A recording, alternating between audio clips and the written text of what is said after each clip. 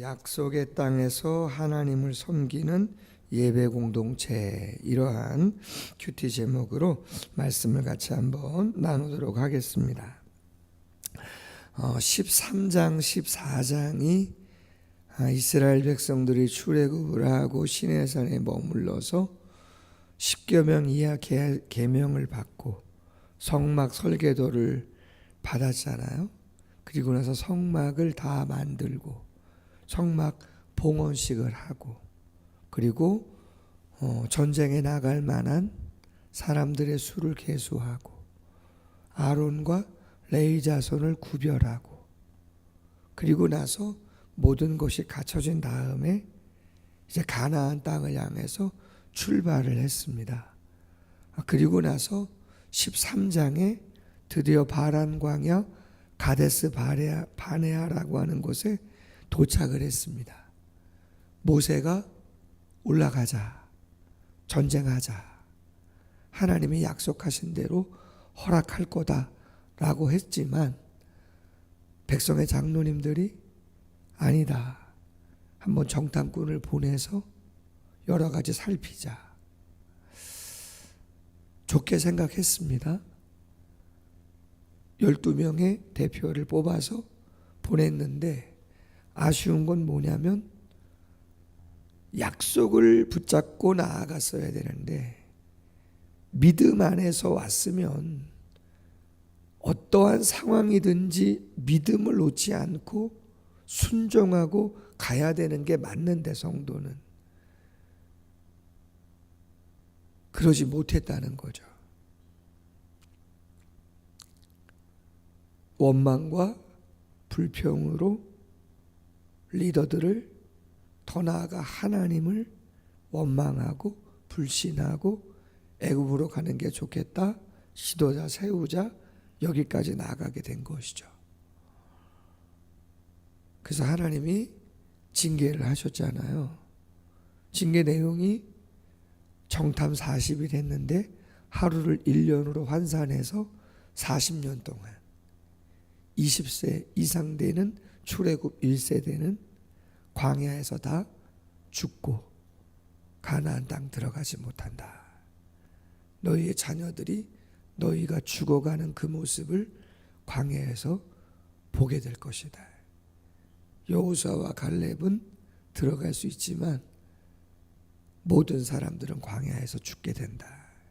이게 14장까지의 내용입니다. 자, 그리고 나서 오늘 15장이고 16장에 가면 16장부터 18장까지 고라 자손, 아비람, 이런 사람들이 당을 지어서 리더들 250명과 함께 모세와 아론을 반역하는, 대적하는 그런 기사가 나옵니다. 자, 학자들에 의하면 시간의 공백이 있습니다. 텀이 확 지나갑니다. 쉽게 말해서 14장에서부터 16장 그 사이 38년이라는 시간이 거의 다 지나가고 나서라는 거죠. 그럼 15장은 어느 쪽이냐라고 할 때 후자입니다. 16장 고라와 나단과 아비람이 250명의 지도자와 반역을 꾸미는 그 광야 40년에 정확히 38년인데 그 38년의 광야 생활을 거의 끝나갈 때쯤 이 15장도 기록이 된 것이다 라고 하는 거예요. 결론적으로 이야기하면 14장에서 15장 이 사이 딱 한 장밖에 차이 안 나지만 시간적으로는 몇 년이요? 38년 정도의 공백이 있는 거다. 근데 그 38년 동안 광야를 방황했던 20세 이상 하루에 100명 이상씩 죽어가는 사람들을 장례하면서 지냈던 실제인데, 그렇지 않아요? 광야에서 38년을 지낸 거잖아요. 근데 그 실제적인 그 시간 속에서 있었던 일은 기록이 지금 되어 있어요, 없어요? 거의 없어요. 다른 곳에 가면 나와요, 조금씩. 33명의 왕을 정복했다라고 하는 그 왕들의 이름이 쫙 기술되어 있는 본문들이 있습니다. 그럼에도 불구하고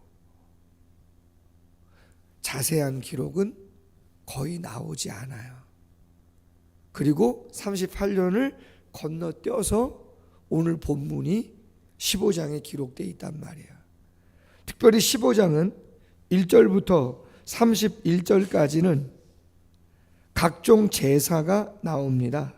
소제와 전제의 규례, 제사법이 나오는 거예요. 제사법이. 그리고 32절부터 36절까지는 안식일 규례를 중심으로 절기법이 나옵니다. 절기에 대한 법이 나와요.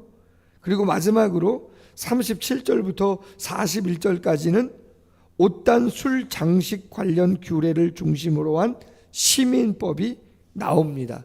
요약돼서. 쉽게 말해서 15장 전체는 제사법, 절기법, 시민법에 관련된 법규가 요약돼서 기록되어 있다는 거예요. 왜요?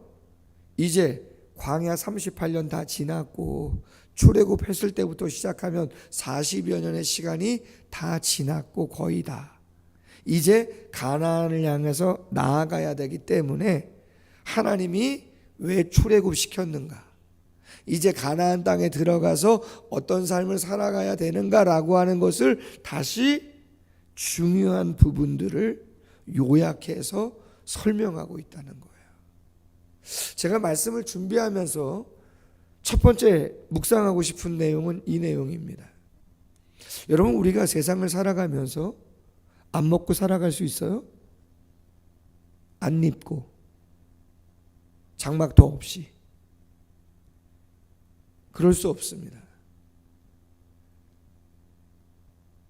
교회에 와서 생활하는 시간은 아주 극히 일부입니다. 거의 모든 시간은 직장에서, 학교에서, 세상 한복판에서 살아갑니다. 그런데 여러분, 성경을 가만히 보시면 오늘 본문만 해도 그렇다는 거예요. 모세의 삶을 생각해 봐도 그렇습니다. 애굽에서 40년을 살았고 왕자로, 미디안 광야에서 양을 치면서 80년 살았습니다. 그 기록이 어느 정도 있는 겁니까? 그렇게 살았다는 거지 자세한 기록은 거의 없어요. 80년의 기록이. 나머지 80년의 기록이 거의 다죠. 그렇지 않아요? 의미 없다는 얘기가 아니라 하나님이 어디에 포커스를 두고 있는가라고 하는 것은 분명하다는 것입니다. 책 제목 가운데도 리고린 목사님이 목적이 이끄는 삶이라고 하는 책을 썼잖아요. 아주 오래전에. 하나님이 우리를 교회라고 하는 거룩한 공동체의 지체로 부르셨을 때 저 세상에 수많은 사람들이 있는데 창세전에 우리를 선택하셔서 그리스도의 십자가 안에서 구원이라고 하는 걸 통하여 하나님의 자녀로 부르셨어요. 부르심에는 두 가지 중요한 목적이 있습니다. 요약하면 첫 번째는 예배를 위해서 부르신 것이고, 또 하나는 복음을 전하여 영혼을 구원하라 라고 하는 전도의 삶을 위해서 교회를 만드신 것이고 우리를 지체로 부른 것이에요. 그게 목적입니다. 가장 중요한 존재론적인 목적이 교회의 존재 목적, 거기에 지체인 우리의 존재 목적은 하나님을 예배하는 것이고 그 예배를 통해서 하나님 영광을 올려드리는 것이고 우리는 그 안에서 우리가 어떠한 존재인가를 확인하고 말씀과 기도와 찬양과 교제를 통해서 은혜를 나누고 누리고 기뻐하고 감사하고 영적인 공급을 받고 삶을 정화하고 회개하고 새롭게 결단하고 그리고 그 힘을 가지고 그 거룩한 삶의 충만함을 가지고 저 세상 한복판에 가서 그렇죠, 빛과 소금의 역할을 감당하면서 복음을 삶으로도 전하고 직접적으로도 전하고 어떠한 사건 하나님이 어떻게 이끌어 가시는지 모르겠지만 각자 다른 모습으로 하나님이 메신저의 역할을 감당하도록 하나님께서 우리를 이끌어 가시는 거죠. 교회가 주도적인 전도의 행사를 할 수도 있는 것이지만 여러분 스스로가 가정이 됐든 이웃이 됐든 직장이 됐든 여러분이 신앙 고백을 통해서 드리고 있는 그 하나님에 대해서 여러분의 삶으로 그 하나님을 나타내 보여야 되는 것이죠. 만약 하나님께서 저와 여러분의 삶이 70년이었다 아니면 80년이었다라고 했을 때 기록을 하신단 말이에요. 이 삶이 의미 있는 삶이었다, 존재론적으로 목적에 부합한 삶이었다고 기록을 할 수 있는 그 기록을 남긴다면 어떤 기록을 어떤 모습을 남기시겠냐 이 말이야. 밥 먹는 거? 먹어야죠. 잠도 자고. 그러나 그런 것들도 다 필요한 시간들이고 중요하겠지만 오늘 민수기 15장이 왜 기록됐을까? 그 앞에 38년 동안 정말 치열한 삶이 광야에서 38년 동안 있었는데 그 시간은 아무것도 거의 기록되지 않고 그냥 아예 딱 단절돼 버렸단 말이에요. 없어요, 증발된 것처럼. 그리고 오늘 15장의 내용은 말씀을 드린 것처럼 제사법, 절기법, 시민법, 하나님의 자녀가 이제 가나안에 들어가서 어떻게 삶을 살아야 되는가라고 하는 그 중요한 목적을 요약해서 기록하고 있다는 거예요. 그 자체가 메시지예요. 뭘 확인하셔야 되느냐? 과연 나는 하나님이 부르신 목적대로 그 마인드를 중심으로 해서 생활을 이어가고 있는가? 아멘. 예배적인 삶을 정말 살아가는가? 교회 공예배라고 하는 예배를 소중하게 여길 뿐만 아니라 그 예배를 통해서 받은 은혜와 누림을 저 세상 한복판에서 펼쳐가면서 부르심의 목적대로 살아가는가? 그걸 확인하시고 하나님이 내 삶을 요약해서 적으실 때 과연 의미 있게 적으실 수 있는 부분들이 과연 어느 정도가 되겠는가라고 하는 것을 한번 도전적으로 한번 생각해 보셔야 하지 않을까 하는 생각을 첫 번째 해봅니다. 자, 우리 오늘 본문은 좀 긴데요, 본문 해설을 통해서 한번 살펴보도록 하겠습니다. 큐티 뒤에 보시면 본문 해설이 나오는데 먼저는 1절부터 16절은 가나안 땅에서의 제사에 대한, 그렇죠? 소제와 전제에 대한 내용을 요약해서 설명드렸다고 말씀을 드렸는데 하나님은 이스라엘이 가나안 땅에 들어가서 지켜야 하는 제사 규례를 말씀한다.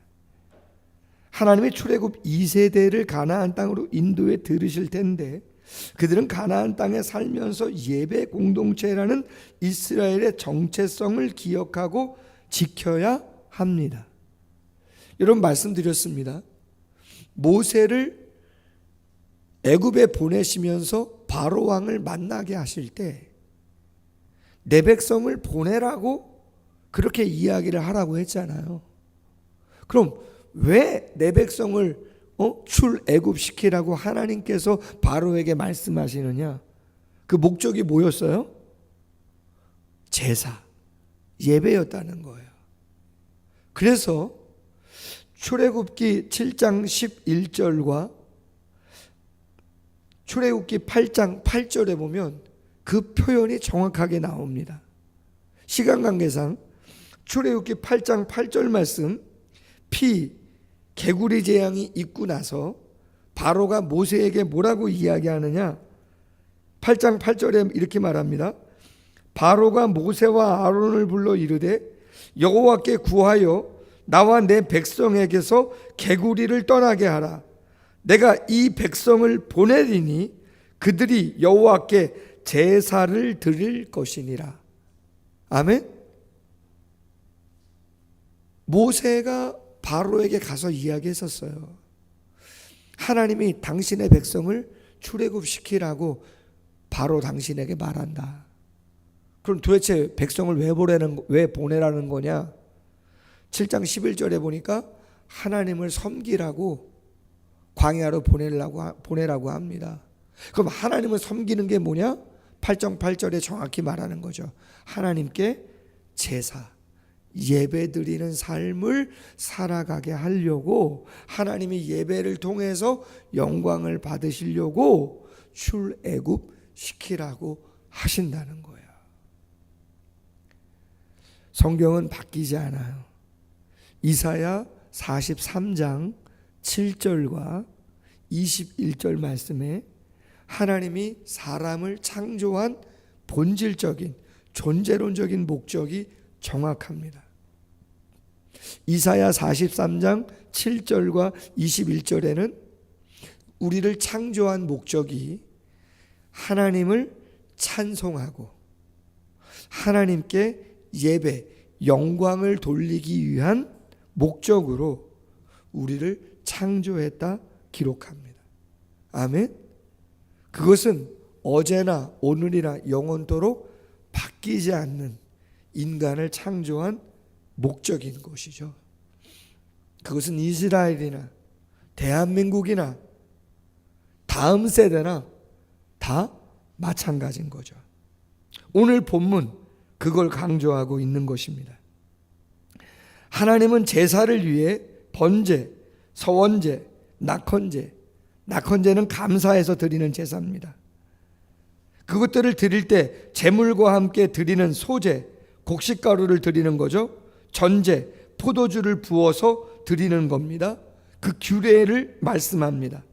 어린 양, 순양, 송아지 등 제물이 달라질 경우 제물에 따라 밀가루와 기름과 포도주 비율을 다르게 준비해야 된다고 강조합니다.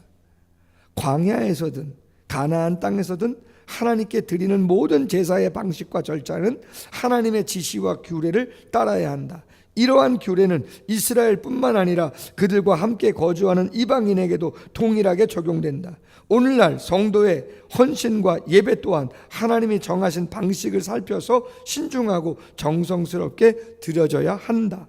적용 질문입니다. 후일 가나안 땅에서 드릴 제사 제도를 하나님이 상세히 규정해 주신 이유가 무엇일까? 말씀드렸어요. 그 예배 자체가 가나안에 들어가게 하시는 목적이기 때문에 그렇다. 바른 예배를 위해 내가 기억해야 할 말씀이 무엇인가? 말씀드렸던 성경 구절들이죠.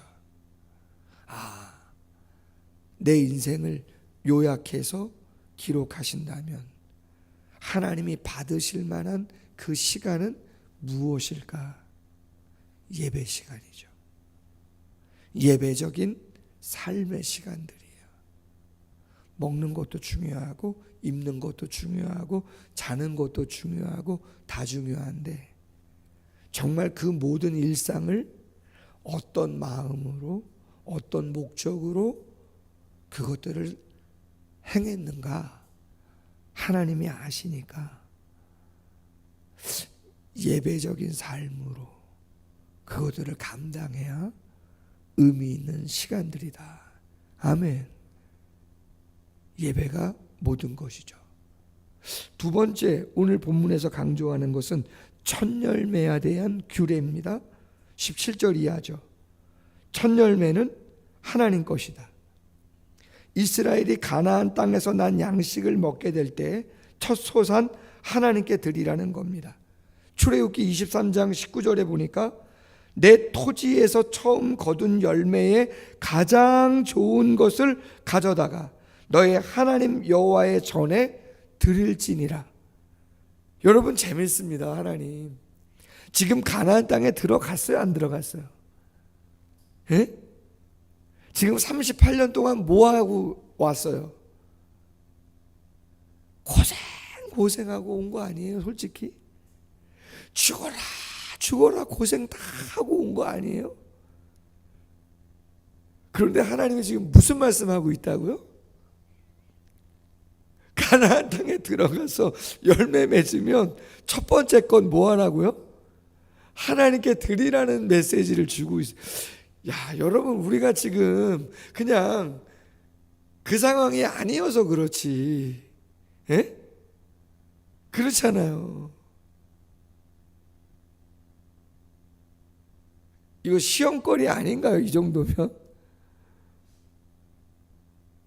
제가 오늘 아침에 일어나가지고 화장실 가서 준비하다가 뭐 찬양도 듣고 뉴스도 듣고 뭐 그러는데 어느 목사님 설교 짧게 8분짜리 하나 들었어요. 지난주가 부활주일이었잖아요. 근데 그 교회는 결혼을 나눠주지 않는다는 겁니다. 대형 교회입니다. 이름만 대면 아주 한국교회 모범적인 교회라고 소문난, 목사님도 아주 뭐 설교를 수만 명씩 수십만 명씩 듣는 클릭수가 그런 교회인데 계란을 안 준답니다. 특별히 지난주에 그 목사님이 계란 여러분들이 사가지고 전도하시라 그랬대요. 그랬더니 교회 게시판에 어느 성도님이 좀 서운했다. 예배 끝나고 나가는데 다른 교회에서는 계란 다 나눠주더라. 뭐 시험까지는 아니지만 좀 서운했다, 뭐 이런 거였어요. 근데 그거를 이제 당신이 게시판에서 보시고 그분에게 장문에 댓글을 다시고 뭐 여러 가지. 제가 이 시간 뭐 시간 많이 갔는데 다 설명하긴 그렇고, 중요한 건 뭐냐? 하나님이 가끔은 너무하신 거 아닌가? 38년 동안 죽어라 장례 치르면서 왔는데 아직 가나안 땅에 들어가지도 않았는데 소산이 날지 안 날지도 모르는데, 솔직히 그 소산이 나면 가장 좋은 것을 하나님께, 첫 것을 하나님께 드리라는 말씀을 제일 먼저 하시고 계시니 여러분 같으면 어떻겠어요? 참 하나님 대단하죠. 그럼 여러분 생각해 보자는 거죠. 하나님이 왜 이렇게 말씀하시나? 하나님 뭐가 좀 궁색하신 거예요 지금? 정확히 하라는 겁니다. 신앙 고백을. 아멘. 신앙의 고백을 정확하게 하라는 거예요. 그게 뭐예요? 모든 건 하나님의 것이고 내 존재 자체도 하나님의 것이고 내가 무엇을 할 수 있는 것 자체도 하나님의 은혜로 할 수 있는 것이며 노력 자체도 생각 자체도 행동 하나하나도 하나님이 은혜 주셔서 허락하셔서 할 수 있는 거다. 제가 긴급 기도를 이번 주에 한 2번 받았습니다. 문자로. 건강하셨는데 바이러스로 인해서 어려움을 당하셨다. 중환자실에 계신다. 긴급한 기도입니다. 잘못하면 돌아가실 수 있는 상황이잖아요. 바이러스가 그렇게 어려워요.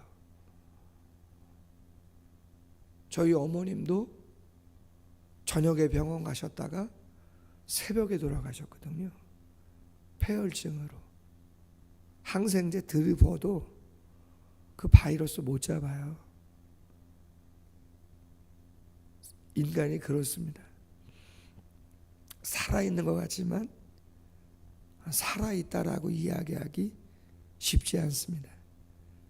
생명이 내 것 같지만 내 거 아닙니다. 신앙의 고백입니다. 첫 것을 드린다, 10의 1을 드린다, 뭘 드리든 그것은 온전한 신앙의 고백입니다. 아멘. 정확히 하라는 것입니다. 그거 정확히 안 되면 별거 아니라는 얘기인 거죠. 하나님은 순전한 온전한 걸 원하신다는 거예요. 그리고 삶을 살아가라.